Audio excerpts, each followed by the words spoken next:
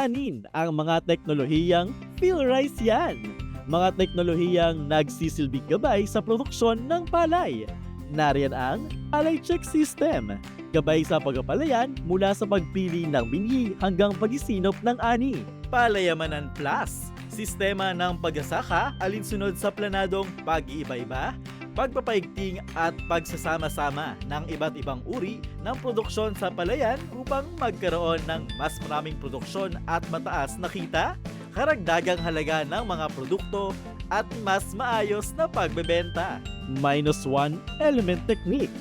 Tinutukoy ang kulang na sustansya sa bukid.